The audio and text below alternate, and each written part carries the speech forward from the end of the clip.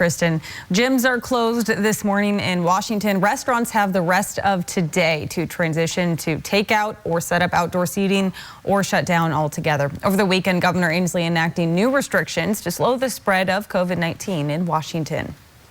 We can very confidently assume where the risk is based on the science of how this disease spreads.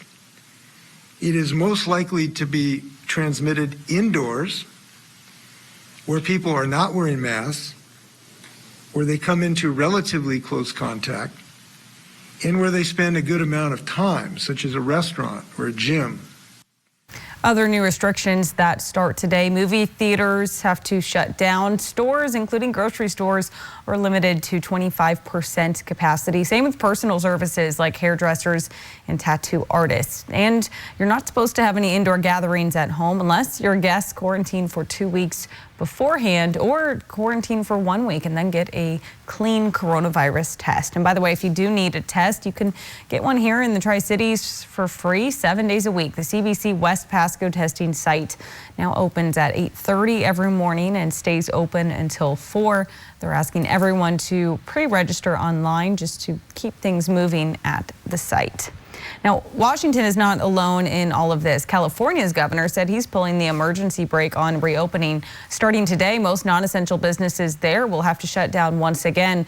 And over in Oregon, new restrictions start tomorrow. No indoor dining at restaurants, but stores will be able to have 75% capacity.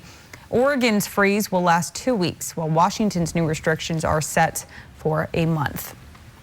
Now, Governor Inslee says he is working on getting $50 million in coronavirus relief to Washington business owners by the end of the year. But he says Congress also needs to step up and work out a new coronavirus relief package.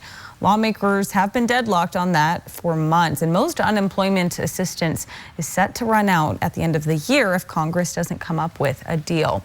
Now, local utility providers are also working to make sure your power and water isn't shut off because you're having trouble making ends meet. We do have more information on our website, yaktrinews.com.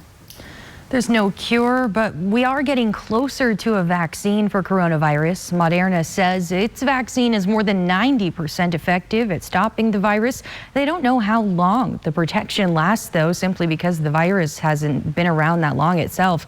The next step is FDA approval. And the first volunteer who received the Moderna vaccine said Monday it was wonderful news that it's yielding strong early results. Jennifer Haller of Seattle was one of the first to get the experimental vaccine in March, followed by a second dose a month later. Haller was part of a group of 45 healthy people who volunteered for the first stage of Moderna's vaccine study. Yeah, so as a phase 1 trial participant, the purpose of that trial, of the initial trial, is to test safety in humans, and I happened to be the first human to be injected with this trial vaccine, and it went great, and I feel good.